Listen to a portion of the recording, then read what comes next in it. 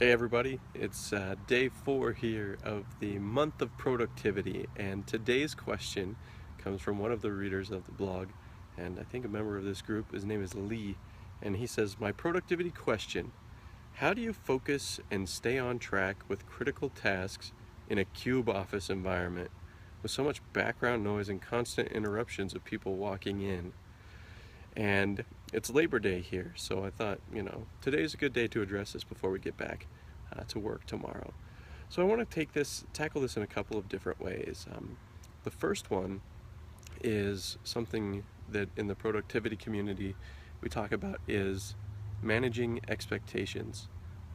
I know I've mentioned this before, but in Cal Newport's book, Deep Work, he actually discusses this specifically for office workers, or what we would say is the traditional cube office job.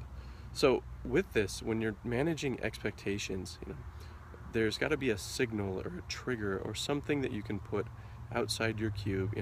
You see this in hotels all the time, like do not disturb, that you just hang up on your door as you leave.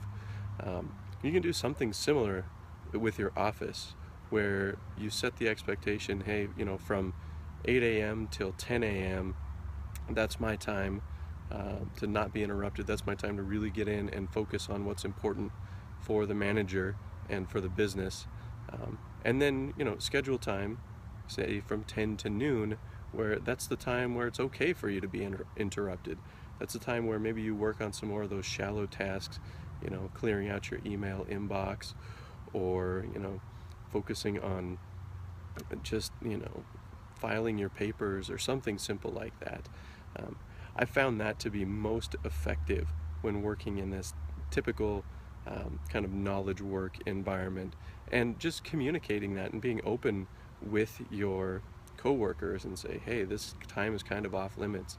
We talked about notifications the other day and turning those notifications off on your devices. So this is kind of the same thing, where you turn those notifications off other people, for just that short amount of time. The second part that I'd like to talk about in answering Lee's question is, talk to the managers and discuss with them what it means and what they think is the appropriate amount of time that you should be dedicating to deep work. What's that amount of time that they expect you to really be dialed in and focused on moving their business forward? And usually you want to shoot somewhere above 50%, probably in the 60 to 70% range is what you should be asking them for, and seeing what, getting them on board with. And if you can do that, then you're going to have your manager's support behind you, which at the end of the day is going to help you get rid of those interruptions, because you can tell your coworkers, hey, I've got the boss behind me, and this is the time that I really need to move the ball forward for our company and to make sure that we're hitting our targets as a group. So, Lee, hopefully that answers your question. Those are the big ideas that I have on getting control of kind of this cubicle life and the interruptions that we face every day.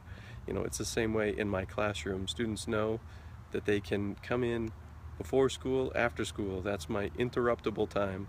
But during class, that's our time for work. That's our time to focus.